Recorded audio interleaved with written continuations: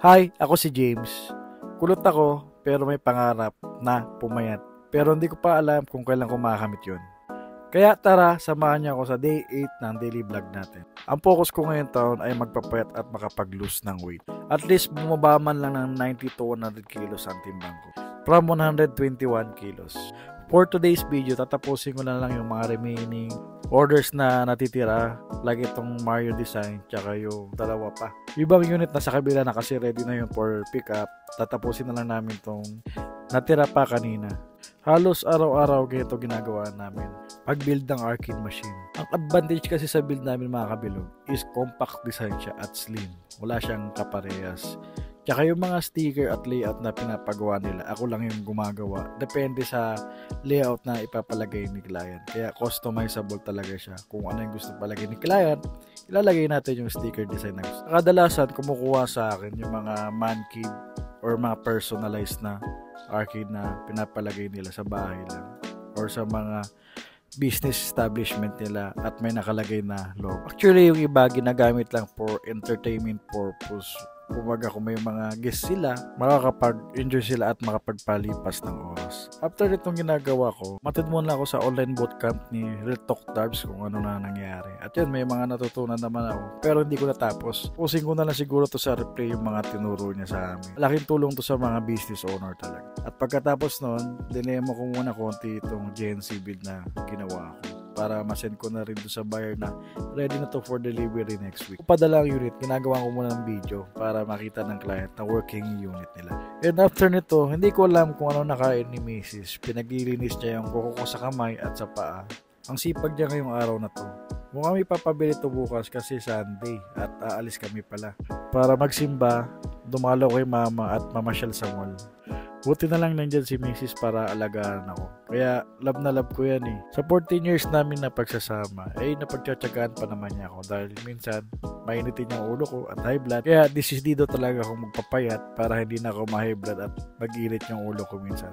Ganon siguro pag matataba no. Kaya tingin ako ng tingin sa salamin kung mayroon ng pagbabago. Pero bilog pa rin ang mukha ko. Bilog pa rin yung tiyan.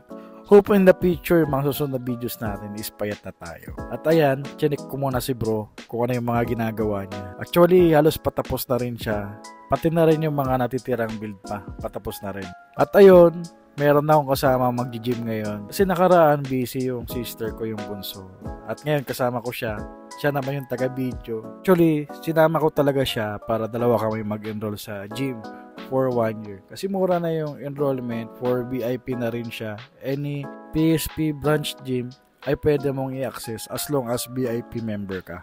Masaya mag-gym pag meron kang kasama kasi may body-body ka kapalitan pagka nagbubuhat kayo ng mga gym equipment. At ayun, nakarating na kami dito sa may kanto ng Talisay at JP Rizal. Ayan, makikita niyo yung mismong branch ng PSP Montalban Gym. At pa-choy-choy muna tayo bago tayo umakyat sa taas. My today's workout pala mga kabilog is back exercise naman. Ang pag-workout hindi talaga siya madali. Actually, kailangan mo talaga ng disiplina at motivation sa sarili na kaya mo gawin lahat tong ginagawa ko ngayon. Saka hindi siya pwedeng madaan sa tiyaga. Kailangan masaya ka rin doon sa ginagawa mo. Kumbaga, gawin mo siyang hobbies. Gawin mo siyang enjoyment sa buhay. Or gawin mong inspiration yung family mo or mga mahal mo sa buhay. Kasi hindi tayo habang buhay nandito. Kailangan maging healthy yung katawan natin. The more na mas mataba ako or mas mataba kayo, is prone tayo sa sakit at mas madali tayong dapuan ng sakit. Kaya itong ginagawa ko, hindi lang ito para sa sarili ko. Para ito sa mga pamilya ko na minamahal ko sa buhay. Kasi marirealize mo rin pagka nagkasakit ka, paano kung wala ka na? Paano sila? Lalo na, wala kang pampagamot, wala kang pampamedical, saan ka kukuha? So, kailangan mong gumawa ng paraan para magtagal ka sa mundong ito. Kaya habang bata pa tayo, i-prevent na yung magiging sakit nyo in the future. Para at least, tumagal man tayo dito sa mundo na to, hiram lang natin tong buhay natin. At least, naging masaya tayo kasama natin yung mga mahal natin dito sa buhay. Hindi man tayo pare-parehas ng estado ng buhay, may mayaman, may mahirap. Pero ang importante, gumagawa tayo ng mabuti sa kapwa at wala tayong naagrabyadong tao or sinasaktan. Basta alam mong tama yung ginagawa mo, tuloy mo lang yung buhay mo. Walang pipigil sa'yo, kundi ang sarili mo lang. Ikaw nagpapasya ng buhay mo kung magiging ano ka in the future. O siya, masyado na tayong madrama. Check na nga natin kung ano yung pinagagawa natin dito sa gym. Kasama ko pala yung dalawang kapatid ko at si Bayaw. Sumasabay sila dito sa mga set ko. So back tayo, sinasabayan nila ako. Kung nakita nyo kanina si Buntis, pero hindi naman siya buntis talaga.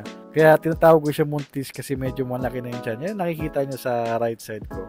Kasama ko si Utol, no? Tumitira ng shoulder. At nabitin kasi ako nakaraan, sinabay ko ng isang chest workout. Ito kasing maging muscle yung dibdib ko eh. At itong mga pa-baby girls ko, hindi ko alam kung anong tawag sa ginagawa nilang yan. Para silang mga palaka eh. Hindi nila alam, binibidyoan ko sila. After namin mag-gym, nagkayayaan ng basketball. Every Saturday naman tong basketball. At sumasama rin naman ako kasi dagdag papawis. Ayan o, napakalupit ko mag-shoot. Nakita nyo yun. At mamaya, sumabay pa si Utol. Ganda ng pasa ko. Kaso pagtira ng 3 points, sablay! Parang ako nung unang basketball ko. Ganon siguro talaga pagka first time nag-basketball. At ayun, naasar pa tuloy siya ni Bunso. Takbo! Bagal naman yun.